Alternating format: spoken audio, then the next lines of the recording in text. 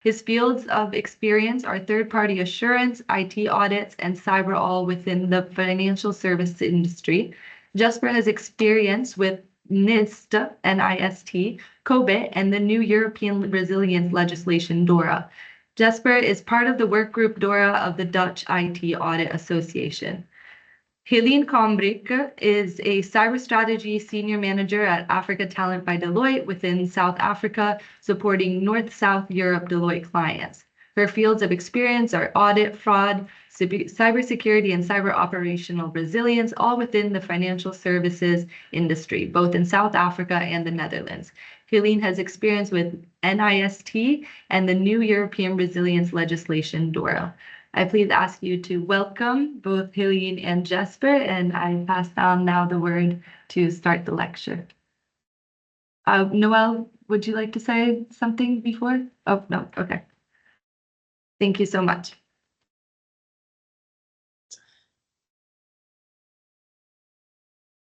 So good afternoon, everyone. So we will just got an agenda that we're busy displaying that we will cover today in this lecture. So we're going to skip introduction. So thank you, Emma, for the introduction, and maybe move directly into the cyber incidents.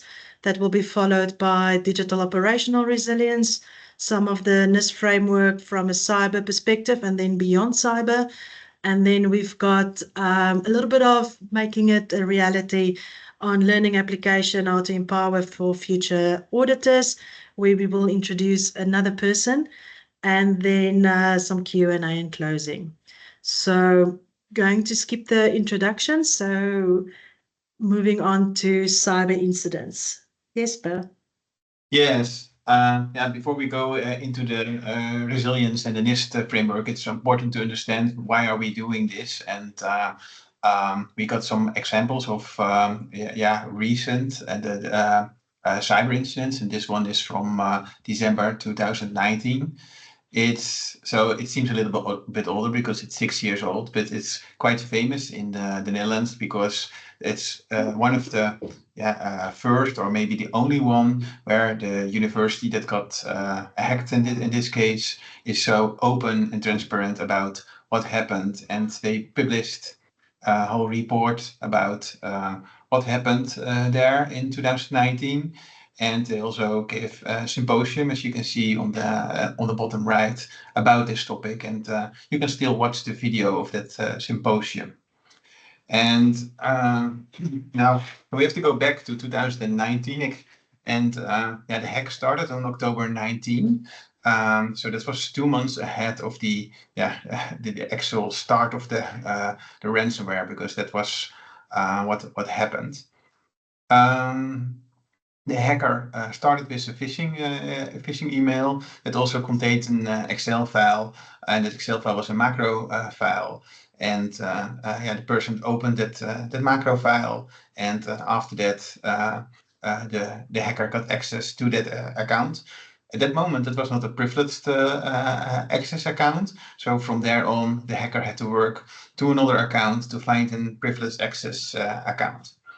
The report does not say how it's done, but it's probably one of the vulnerabilities in a software application is used to get access to a privileged account. One of the issues at the incident was that the administrator had domain administrator access, and that's the highest access that you can have on the network. Normally, you don't give everyone that's highest privilege. Normally, you just make sure that specific account, that the password of that account is in a safe place. So, for instance, in a KeePass kind of application. The hack was firstly not detected because the university did not have any detection system to monitor the network traffic. So that's, for example, a SIEM would definitely have helped them to earlier detect what was going on. The ransomware was started right before Christmas, December 23. And then, yeah, of course, it's a problem because people and students could not access the service anymore. And to restore it, you need the CMDB. The CMDB is a configuration management database that includes, basically, it's a system where you describe which servers you have, how to connect, which software versions are on that on the server. So all the details, it's basically an administration of your whole infrastructure. It was not in a good place for the Maastricht University. They didn't have that. So then it makes it really difficult to restore. And they also didn't have a tested recovery plan. So it was quite stressed for the Maastricht University at that moment.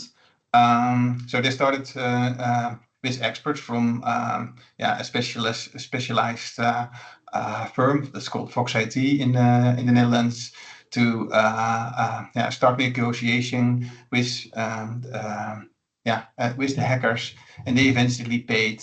I think it was something about $200,000 US. So for university, that's of course a lot of money. I don't think that was the most painful financially from a financial perspective, because of course the downtime it took, because it took them 2-3 weeks, including the Fox IT report and everything else. The damage is far more than the $200,000 US. I think we can go to the next one. That is quite recently. That's at the Eindhoven University. So also Dutch. And it was at the beginning of January, and probably could also have started earlier in December. And the Eindhoven University, they did got a detection system. So they saw some strange activity at the network and they shut it down.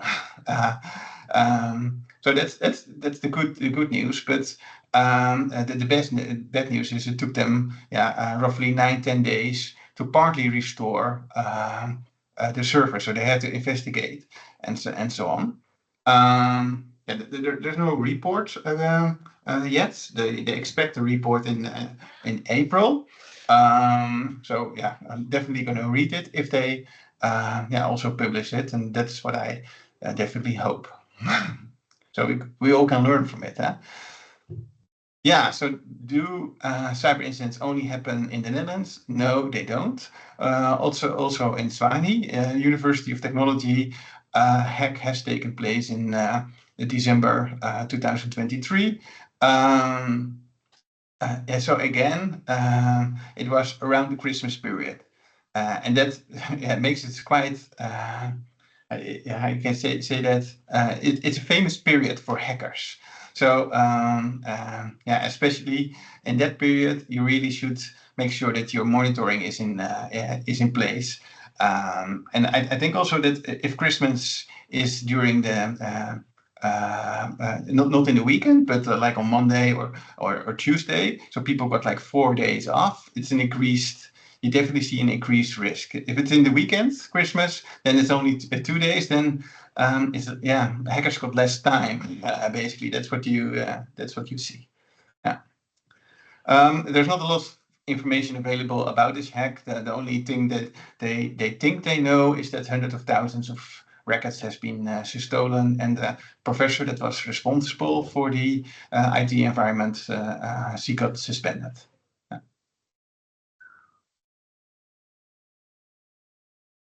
Back to you, Jeleen.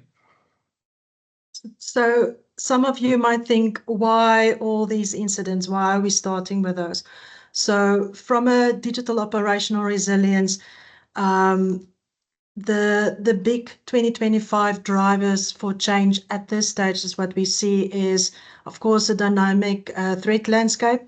Hackers are becoming more and more clever, and as Jesper mentioned, especially over certain periods of a year, like with Christmas, maybe Easter, there's also the heightened attack patterns that we will see.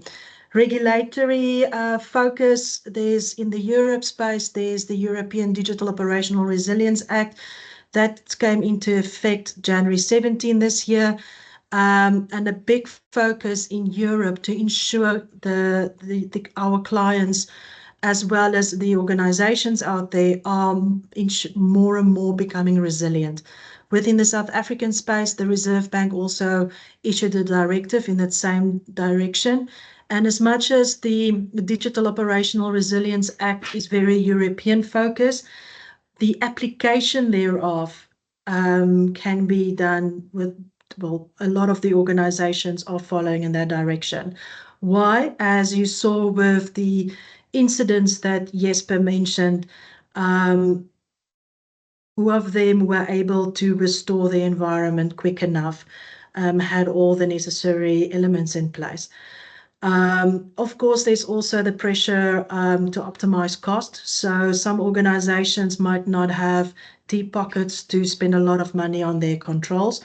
For that reason, because they might not spend a lot of money, incidents then can occur. So how do you find the balance? So areas of focus that I would like to highlight, and you'll see it coming through later on with some of the other controls, is on the digital resilience. Of course, with Eindhoven University incident, you saw the impact it had on their operations. They were down for 2 weeks, but also in Maastricht University, they had to ask the students not to come to class. Exams were delayed, so major impact on the resilience and disruptions in their operations. From an architecture perspective, focusing usually on a secure architecture technology, specifically then also applying your zero trust principles. What are zero trust principles? Those are never trust, always verify. And that will help to provide that more robust architecture. Your attack surface management, big area of focus for 2025. That is where you need to identify what threats are out there based on some intelligence. And what are the weaknesses and vulnerabilities in your organization? You usually identify those through security testing. And then it doesn't stop there. You need to basically determine how can your threats expose those weaknesses and vulnerabilities, and what would be the associated impact on your organization. And lastly, identity access management. In the examples, it's usually a very I want to say not a good, but it's usually the easier way to get into an organization from an attack perspective, compromising privilege access and all of that. And I think that also came through in the incidents that were highlighted. So how does this translate then to digital operational resilience? So with DORA, the Digital Operational Resilience Act, we're basically looking at a shift in focus, and it's no longer looking at controls in a isolated or standalone perspective, but more in a holistic, from a holistic point of view. How to prevent, adapt, respond, detect, all of that comes into play, and how do you then ensure you mitigate as much as possible your operational disruptions? Now, some of you might say, well, if we have all the controls in place, nothing can happen. Unfortunately, that's not the case. So disruptions are inevitable. It's not probably going to happen. It most likely will happen. It's how quickly would you be able to detect when it happens, but also how can you absorb this shock, and how can you quickly correct what has happened to ensure a minimum impact on your operations. To ensure that, of course, you need a top-down involvement all the way from board, all the way down to your developers and all of that, and it becomes a mindset change. Nothing is new. It's just how do you look at cyber controls with digital operational resilience in mind. What are the areas to look at very quickly, not to go into detail because we will cover it later on, is around the enterprise function. So that's everything holistic from your operations, policies. Third-party risk is becoming quite big. How does your suppliers and their weaknesses and their lack of controls impact you as an organization? Internal IT audit or IT audit in its own right, which is part of a section we will cover today as well, to ensure the assurance that you have effective controls in place. Technology, everything goes around technology. Zero trust, I already mentioned, your cryptography, vulnerability management, and everything around that. Risk and processes, you need to know what scenarios might play out and what the impact of those scenarios and any disruptions might have in your organization. And then, of course, having regularly tests that you perform to see what those impacts might be. Are you ready when an incident might happen? And lastly, just creating the visibility to your leadership in an organization. How does all of this then translate into the NIST framework and cyber controls? So I'll cover a bit from a cyber perspective, and later on, Jesper will cover it from beyond cyber. So just a very quick background into the NIST framework. And sometimes you might hear people say NIST with a T, because there's also a NIST framework, but I'm not going to go into that today. So on the NIST side, just from an evolution perspective, it was introduced in 2014. However, there was a new version that was released last year, February, where they introduced a new function, and it might make a little bit more sense in a few slides from now. What is the purpose? Why is there such a thing as a global standard? Emerging technologies. We've got AI coming into play. We've got things moving faster than we can keep up. And then, of course, there's the evolving risks. The attackers become more clever. They find different ways of compromising and attacking organizations.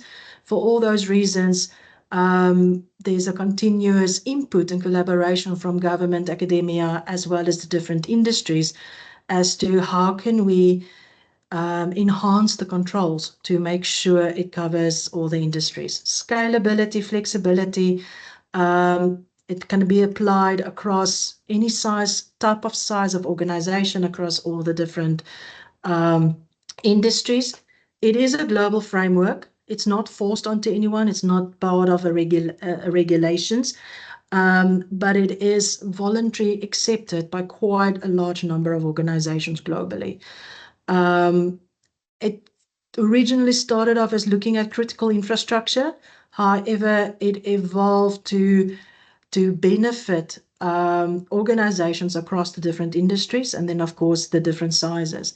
Even small organizations that might not have a lot of money can still apply this framework to ensure that they have controls that might be applicable to risks associated with their organization, that they then have those particular controls in place. So what is the cyber NIST framework? So I want to start rather at the bottom. So it consists of 6 functions: govern, identify, protect, detect, respond, and recover. That has then been broken up into 22 categories, which I will show shortly. And then that's been broken up into 106 subcategories. When this deck will be shared with you, you will see we've added for all the information up to subcategory level, so that you can have a view of what exactly are the controls. So sometimes we use subcategories of controls interchangeably. So just so that you know that if I refer to controls, it's most likely at the subcategory level. So how do we use this framework specifically in the cyberspace? We tend to take it and benchmark our clients and look at what controls are in place, look at controls that should be in place based on their industries, identify the gaps based on some analysis that we would do, and that help us to support our clients in providing insight into which controls are not sufficiently in play, and then which areas they need to implement some recommendations. That usually then leads to a roadmap. Why do we do this? It helps our clients to determine which controls are not in place and help them to define that roadmap to get the appropriate controls in place.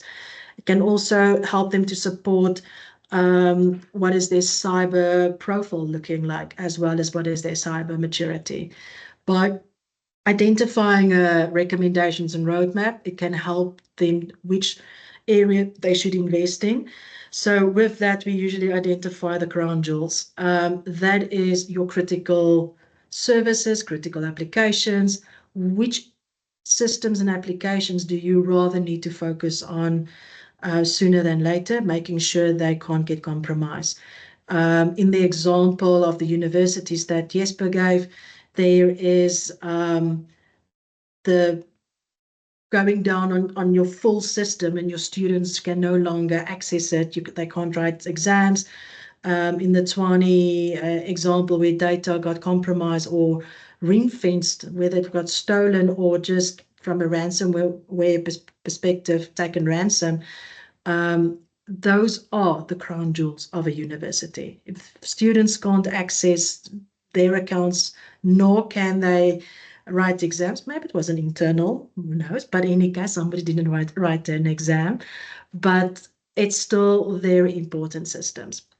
And then, of course, what are the steps to improve? It's not, somebody came and tell me my controls are inefficient or insufficient or not in place. It's about how do you protect yourself from attacks that can happen. So with that, I want to move to the framework. So what you see is just the 22 categories. I'm not going to go into the detail of the 106 subcategories. That is in subsequent slides available to you. But I will touch on some of these, bring through a few examples of those subcategories in relation also to the incidents that Jesper touched on in the beginning.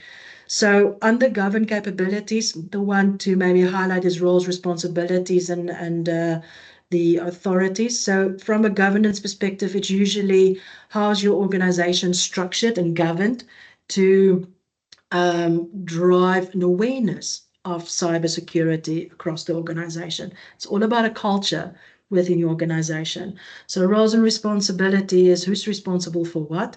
And as Jesper mentioned with Tshwane example, there was a suspension of the person that was responsible. Another one, although it came through in the incidents, is cybersecurity supply chain risk management.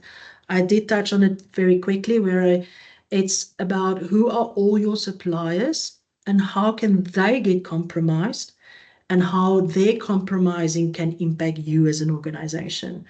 So it is important to have visibility of the controls within your suppliers. And where they don't have sufficient controls, you need to make a decision as an organization whether you want to offboard those suppliers or help them to strengthen their controls so that if they get compromised, there's no lateral movement into your organization and then compromise you further. Identify capabilities. Two areas to highlight there is on asset management. Jesper mentioned with asset management on the configuration management database, or CMDB as we call it in short, for the Maastricht University that was not in place. So if clients don't know what their critical assets are, which assets should they protect, especially if they don't have a lot of money to implement controls. Risk assessment, it doesn't say a lot in that 2 words. However, that is where we identify threat intelligence. That is where we identify threats that is specific to your organization. That's where we identify through security testing what are the vulnerabilities that is across your full landscape. We then will determine what risk processes and procedures you have in place to determine if your weaknesses are being compromised or exploited rather, what is then the impact of your organization, and overlay that with your asset view. You'll know whether this is going to be a critical or a major incident that can occur, bringing your whole operations down, or is it an internal system that is connected with nothing, so it won't have a major impact on your operations if something goes wrong. The protect capability, of course, that's what it basically says. It's how to protect your environment. So that is underpinned by identity access management. And I think almost all incident examples has some element of identity access management in it. The Maastricht University administrator access got compromised. Privilege access gets compromised. People sometimes save passwords in plain text on environments. That's one would think the basics are usually in place. They're not always in place at organizations. So phishing emails that can come through, you share your detail because it looks legit. That's how they also obtain your usernames and passwords. And once they get a foot in the door and you don't have platform security, which is one of the categories under protect, they can then move around in your system. Data security, of course, it was mentioned with Tshwane University incident that data got breached. I think for those people from South Africa on the call, that happens quite often, where data is breached. Like I mentioned, the platform security, it's anything from hardware, software, applications, development environments. If you think of banks, don't think they don't develop. They sometimes, as some banks have once said, they are sometimes development organizations with a banking license. So it's how do you protect anything from a non-production environment as well as a production environment. All of that comes through under your platform security capabilities. Detect, I think we saw in the incidents, suspicious activity has been seen on their network. That is as a result of Detect. Usually it goes hand in hand with logs that gets analyzed. So with Eindhoven, they were quite quick off the mark to based on the suspicious activity in order to react. Whereas I think it was with Maastricht, there was no detection in place. So that's why it happened in October, but only in December. They realized what has happened as a result of the attackers contacting Maastricht University because they had no detection in place. If you have detection in place with all the necessary logs and anomaly detection and so forth, you are able to identify suspicious activity. Not all alerts that you see under the detect capability are suspicious. So it's also how do you have sufficient criteria in place to determine what is deemed sufficient versus what is just an alert. On the respond and recover, this is how do you react? Well, first, of course, you had to detect it in order to react. But as we saw with Maastricht, it was the attacker can phone you and say, oh, by the way, I'm now attacking your system ransom. And then you still need to respond. So how do you respond? First off, you need to have sufficient backups and all of that in place. But don't assume it all just work. You need to, of course, test it. So again, with Maastricht University, they had no recovery plan.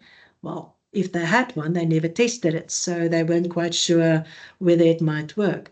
However, with Eindhoven University, we saw within 2 weeks, they were able to respond, correct, and be up and running. And yes, they still need to perform detailed investigations to prevent it from happening in future. However, they were able to get a crisis team up and running, and within 2 weeks, their systems were up and running. If you know what your critical assets are, sometimes your turnaround to respond and have your systems up and running can be within 24 hours. And for that reason, you need to make sure that you have sufficient incident management plans in place. It's properly communicated to the right parties, and that it is regularly tested to make sure that if something can happen, and we saw it's not if, it's actually when something happened, that you would be able to get your operations up and running as soon as possible. That is what we have from a cyber perspective. I know it's might be a little bit of an information overload, but I hope when you look through the slides with all the subcategories, that a lot of these examples and referring it back to the incidents, that you would be able to recall all of this. NIST framework beyond cyber, I'll hand over to Jesper. Thank you, Jeleen. So I'm going to talk about the audit part of the NIST framework, and to discuss it, I've also put the cybersecurity assessment on this slide to explain the difference between what is now an audit and what is a cybersecurity assessment.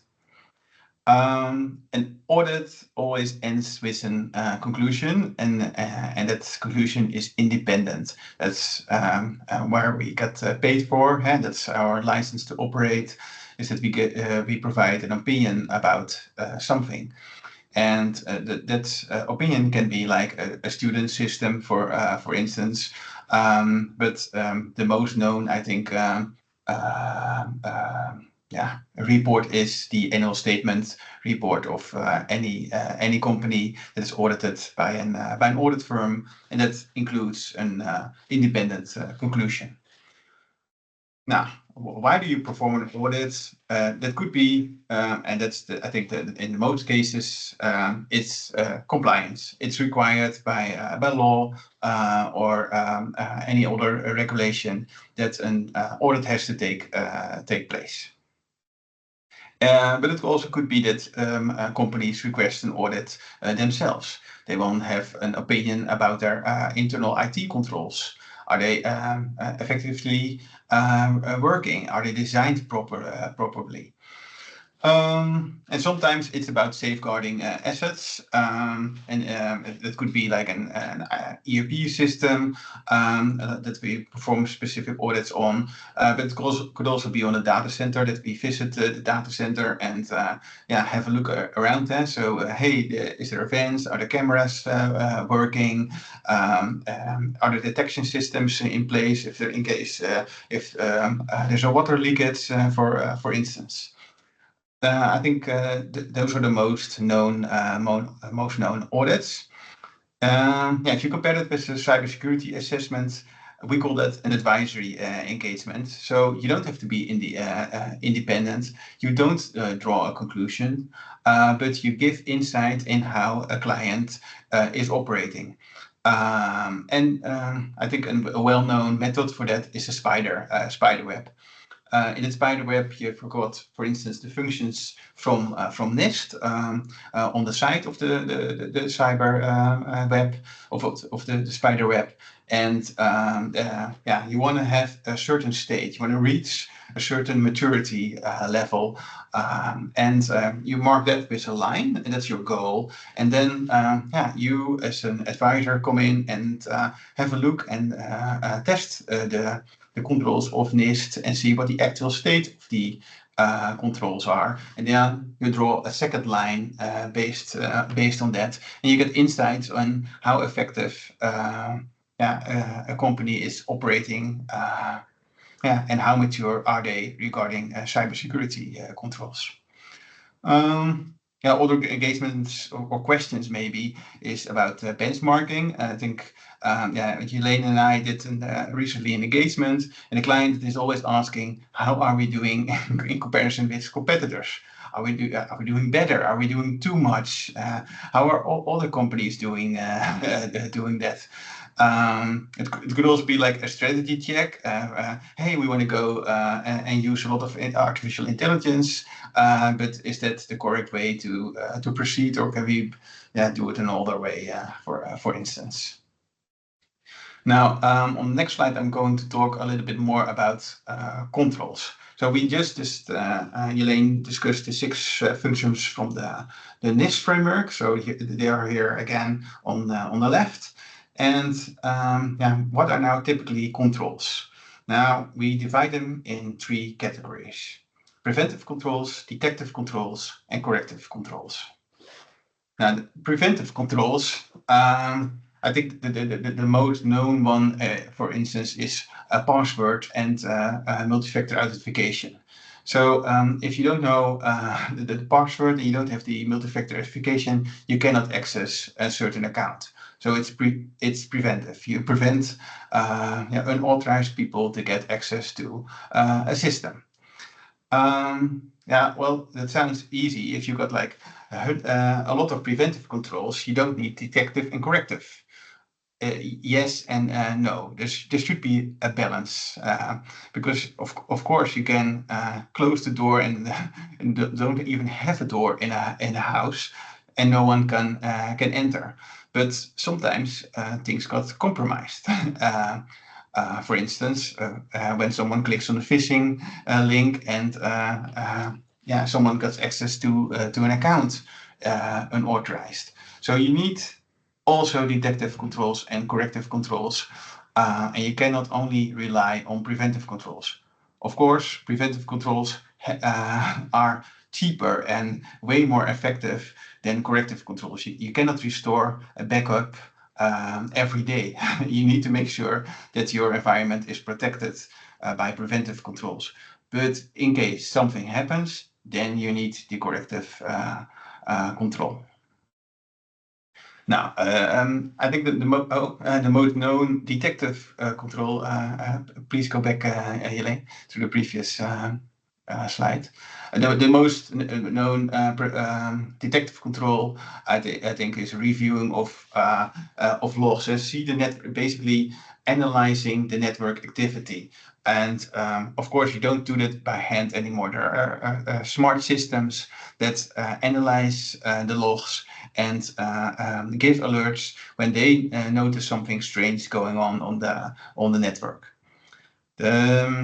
The corrective control, the most known, is the backup and recovery control. So you have to make sure that you back up your data in a safe place. Hopefully not in the same environment that got compromised, because that's what we see at hacks. That the hackers are also smart. They delete the backups, or they also encrypt it. You may have to make sure that the backups are in a safe place, so you can recover from that, and you need to test that, of course. Yeah, we go to the.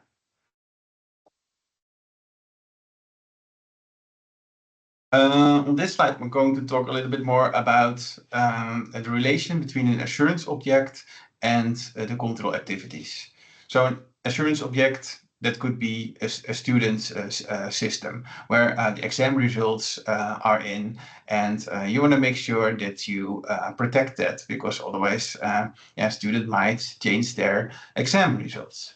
When you get that system, you're going to think, hey, what are the risks if I have this system? The risk is that people got unauthorized access to that system. Another risk is that if you perform a change on the system, that it is not authorized as well, or that the changes are not tested and approved, for instance. That's basically the first step that you do within an audit. You perform the risk assessment. And then the second step is the control objective. So you want to have an objective to reach, and it's quite easy. It's the opposite of the risk. So if the risk is there's unauthorized access, the control objective is, I only want to make sure that there is authorized access and only that there take place authorized changes and not unauthorized changes. Now, if you have that control objective, the next step is to design control activities. Now, for unauthorized access, that could be authentication, like password settings, unique accounts. You don't want to that every student works on the same account. No, everyone has his own account. And people need to approve that access and also review it. These are all examples of control activities. Another one for regarding changes is that the changes have to be tested before they go live in the production system, and someone has to approve someone has to approve the test results before you execute the update in the production environment. Now we put some good characteristics of control activities. What is in the NIST framework is not that concrete. Because the who is not answered by the NIST framework. You have to determine that by yourself. So if you want to use the NIST framework, you have to make sure that it's concrete. And concrete could be who is going to perform the testing of the changes, who is going to give access approval. You need to determine that upfront. So it's really clear who is going to do that. What's the goal of the control activity? It could be easy. When is he or she going to perform that control activity? Now, in case of the changes, it should happen before go live. Which information does the control performer need? Now, for instance, he has to read the release logs, for instance. Maybe some output from the regression testing that that has been performed. And it should be really clear what he or she is actually doing. Yeah.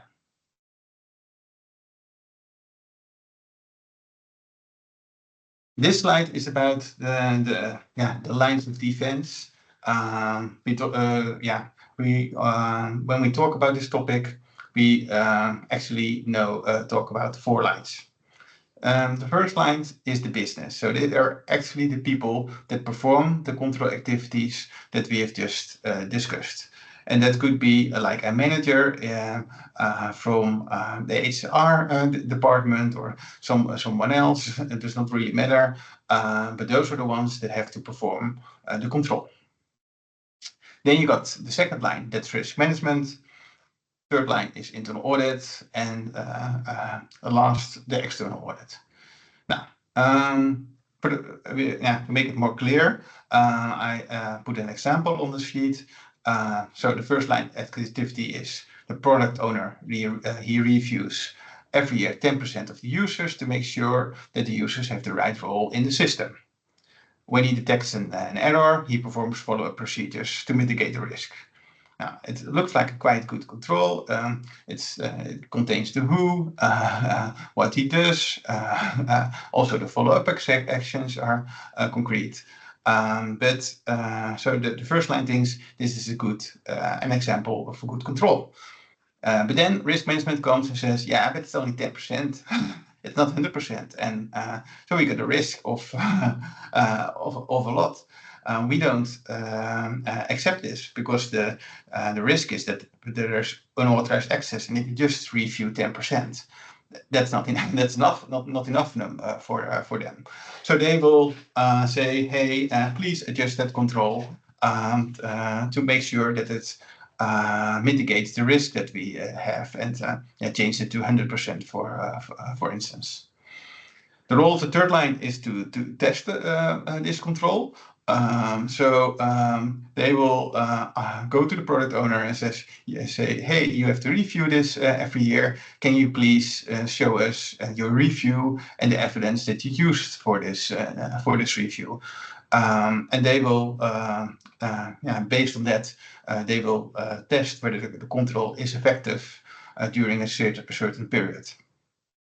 Now, what's the fourth line in this case? In this case, we would review the third line. So the third line has tested the controls, and we review the third line and to see whether they have done a good audit. This was everything from our side.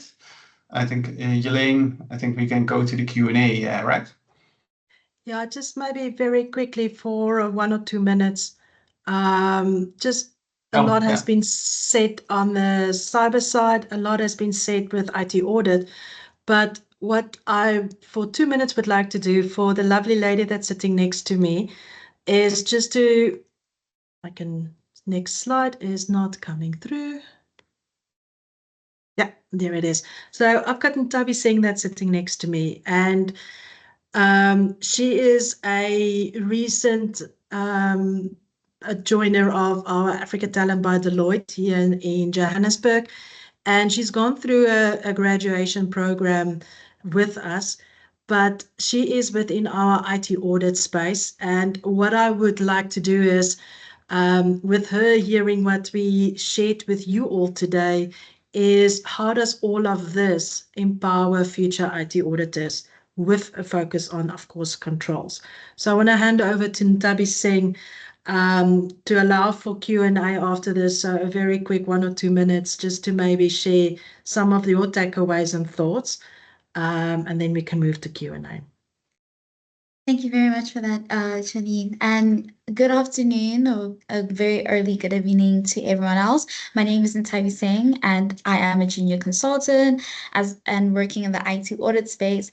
So I think what's so important, a big takeaway from today's chat is that cybersecurity and IT controls or IT audit are so connected. And I think I see this when I'm testing controls in my every, day to day.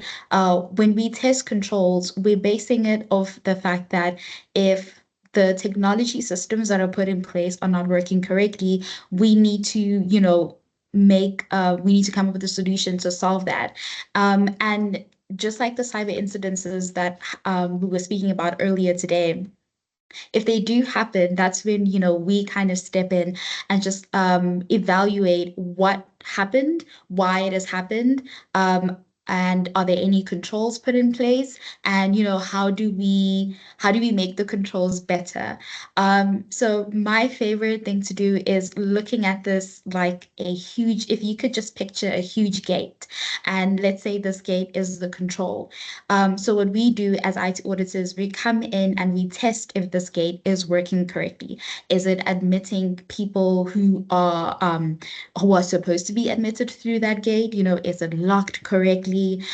So we go there and we kind of inspect it. We shake the gate a little. We see if, it's been painted nicely, if they, do we need to replace anything on that gate? And that's kind of at the very least, that's in the essence, like that's what we do as IT auditors. So I think just key takeaway from all of this, everything is connected and we cannot look at problems in an isolated form.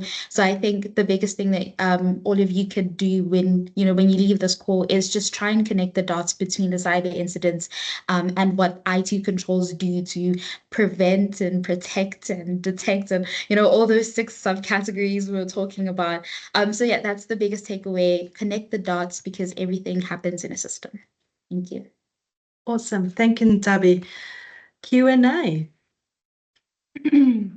Hello. Well, I want to thank you both, or actually all 3 of you, so much. And in the meantime, I will start off with a written question, which is, what are the core business advantages of robust cyber controls beyond simply meeting regulations? Jesper, do you want to take it? Yeah, well, I think I can start. Yeah, I think the first one is, of course, to be resilient against any threats that you can encounter.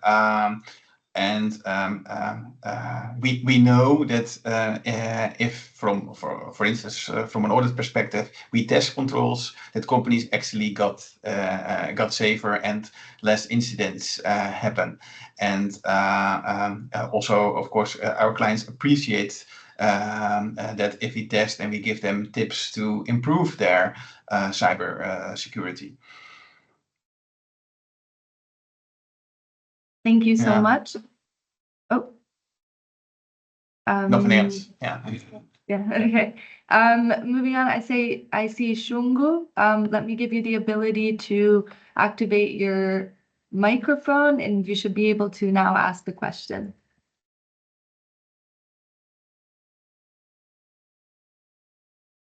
Hi, can you hear me? Yep. Okay, Yes. so my question, quick one. You highlighted the NIST framework, and I understand it's one amongst many frameworks. Is it the most effective? Why have we chosen this particular one? I might have missed that at the beginning. Is there greater advantages of complying with the NIST framework in comparison with other frameworks? So you're right, there's quite a number of frameworks. I think we see it being the most easiest to use, and it covers quite a comprehensive list of subcontrols that is applicable to our clients. Of course, we chose it for today because of it being a bit more easier to follow through. There are some like COVID and a few others that's a bit more on the technical side. So it depends also on the client that you are facing off to, which control framework might be more applicable to their environment. We have environments specific to the health industry, and then there's specific controls for that industry. So we just chose this one as it is a bit more so on the generic side, and easier to bring the message across. Jesper, if you maybe want to add something to that? Yeah, I think that they also were like an early starter. Yeah? So they were one of the first security control frameworks that were available. And I think also a lot of frameworks and regulations are based on the NIST framework. And from origin, it's a US government framework, but there it started, and you see it's accepted in multiple industries. So not only within the government sector. And I think it's easy to follow if you just look at it used to be 5 functions. It's now the 6th one is now govern. But if you just read it, I think most of people can understand it, even at board level. They understand what it means. And I think that's a big advantage of the framework. Yeah. Okay, thank you. Moving on to a written question.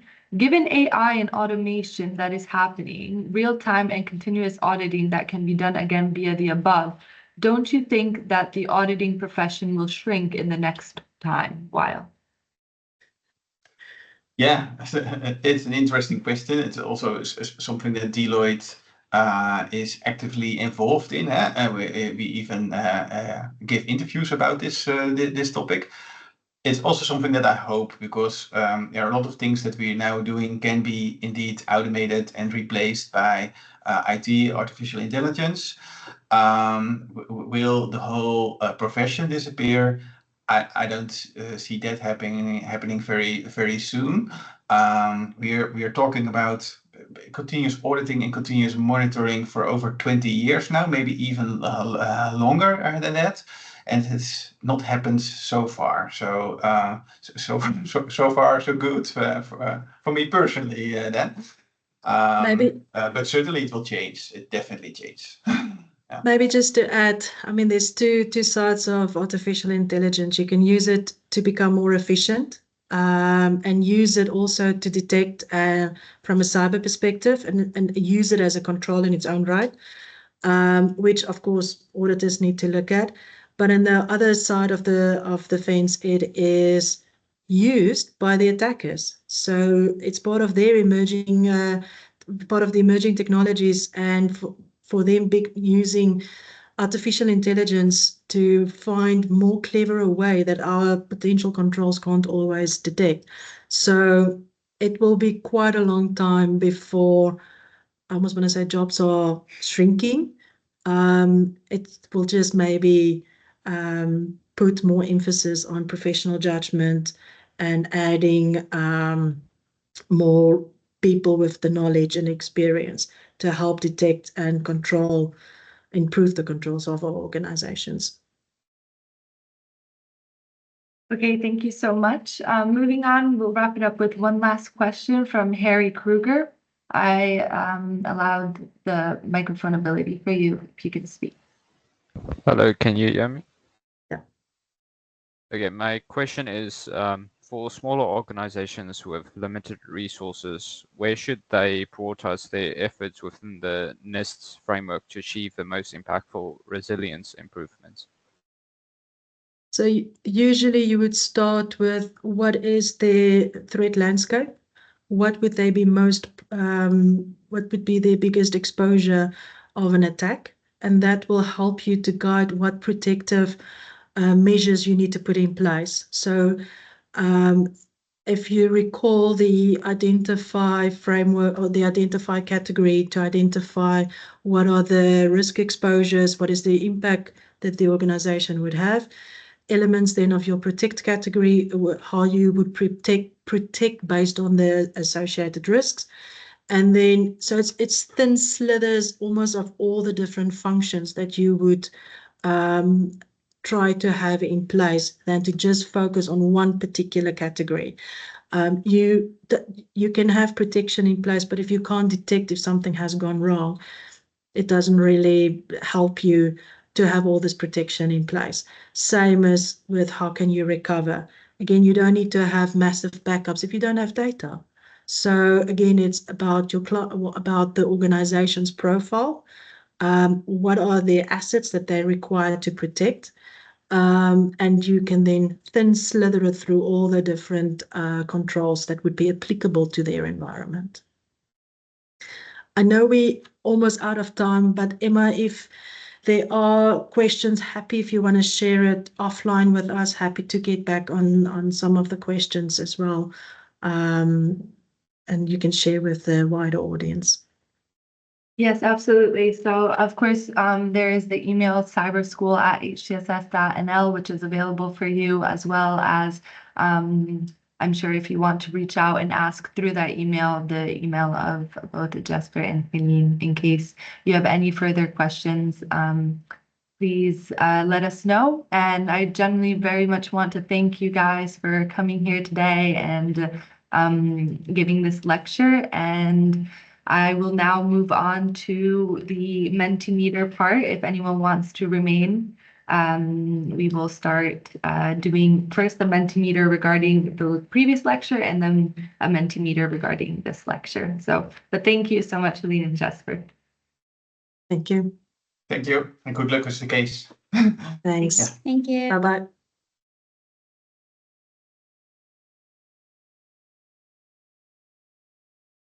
Okay, I will be sharing my screen now. Let me know, please, if you can see it. Elton. Perfect.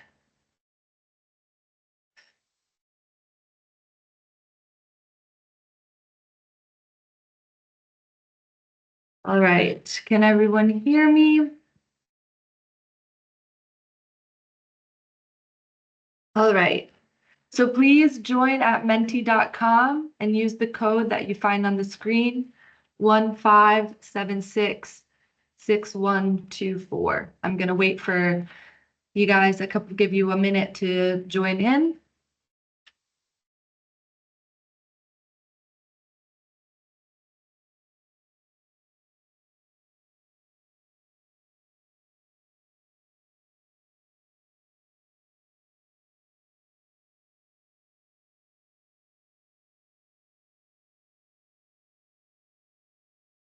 Okay, so I see some of you have started answering. The question is, which of the following best describes the concept of cyber sovereignty? A, the idea that all cyber activities should be regulated by a single global organization. B, a legal framework that mandates internet access as a fundamental human right. C, the principle that states have the right to govern cyber activities within their own borders. And D, a strategy used by non-state actors to influence cyber laws globally. Give you guys just a few more seconds to fill out the answer.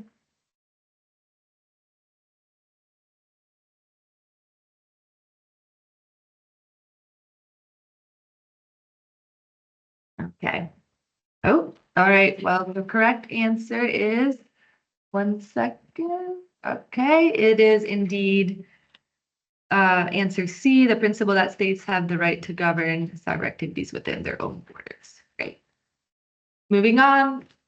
What is the primary objective of cyber warfare conducted by nation states? A, to increase the global speed of internet connectivity. B, to disrupt, degrade, or destroy the information systems of adversaries. C, to promote digital literacy and cybersecurity awareness. And D, to ensure compliance with international human rights law. Give you a few more seconds to choose your choice. Make your choice.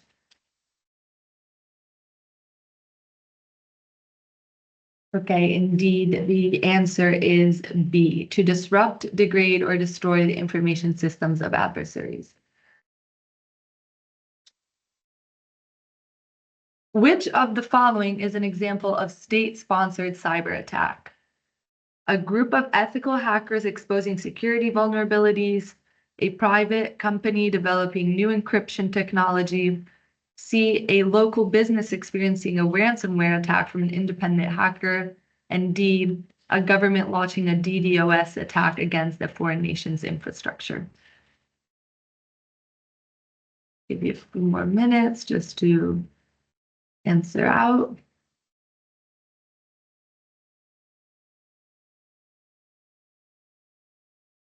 Okay, I see that everyone has answered. The correct answer is D, indeed. The Talon Manual is a significant document in cyberspace governance because it A, establishes legally binding global cyber laws. B, defines structure of the United Nations cybersecurity framework. C, provides a comprehensive guide to international law as it applies to cyber conflicts. D, introduces cybersecurity best practices for multinational corporations.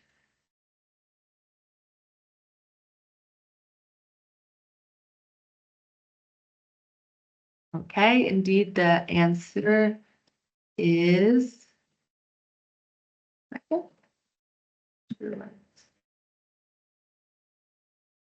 the correct answer is D. Which international organization has played a key role in promoting global norms for state behavior in cyberspace?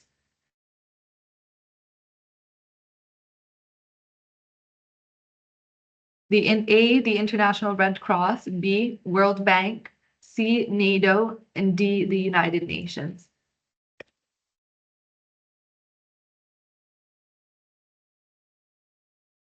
Okay, the answer is indeed D, United Nations.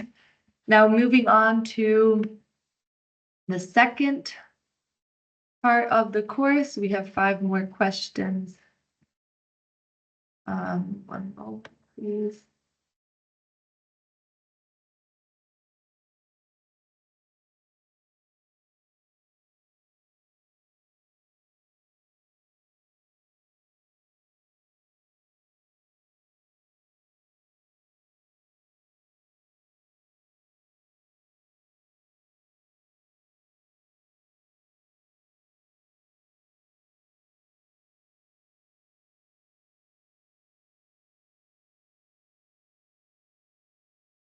All right.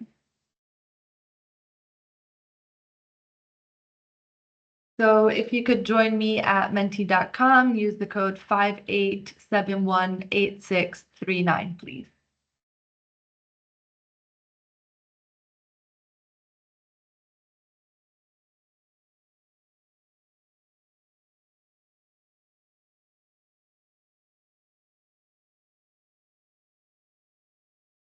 All right, we got some answers, so I'll start reading the question and answers.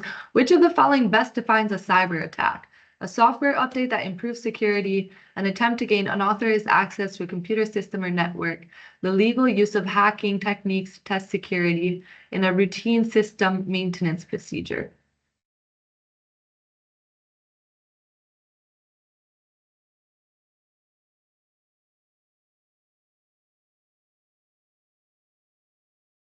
Okay.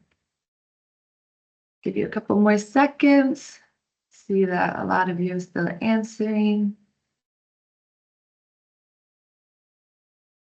All right. The correct answer is indeed B.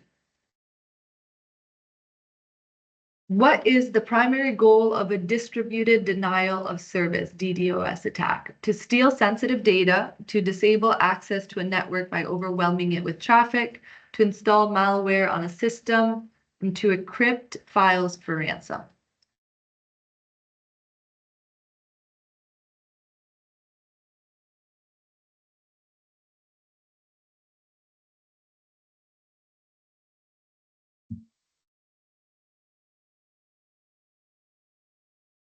The correct answer is indeed to disable access to a network by overwhelming it with traffic. Which type of cyber attack involves an attacker tricking a victim into providing confidential information by pretending to be a legitimate entity?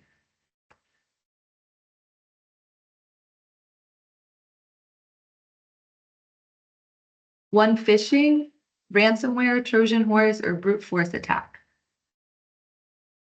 I think this is a pretty straightforward one. And the answer is A, phishing. Which of the following is an example of a zero-day attack?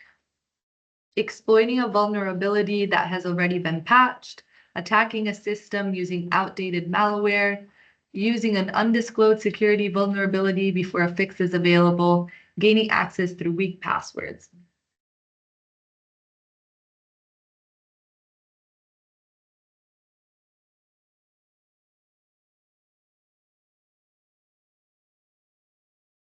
Okay, the answer is using an undisclosed security vulnerability before a fix is available. All right, now going on to the last question. What is the primary function of multi-factor authentication in cybersecurity? Encrypting all internet traffic, storing all passwords securely in a single location, preventing malware infections, and requiring multiple forms of verification to access an account.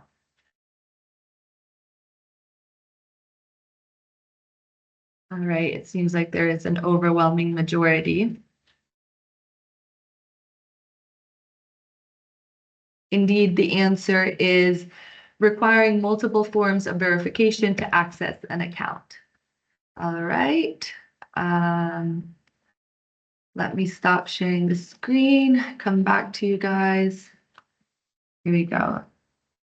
All right, we are out of time. We are perfectly within the 10-minute framework for the Mentimeters. I want to thank everyone. If there are any other questions, please refer back to cyberschool@hcss.nl, or please consult the manual. We really put a lot of work into the manual. The correct links are there for every single course. If for some reason we've been having some trouble with Eventbrite and getting out the correct link, so please refer back to the participants manual. It has each day, each hour, and the correct link addressed. Also, all recordings, as a reminder, can be found on the SANCS YouTube channel. That is where. Do not try to enter the recording link after this meeting. And I want to wish you all a great Thursday evening and have a wonderful rest of the week. And I'll see you next week for our 5th lecture on Monday. Thank you so much, everyone.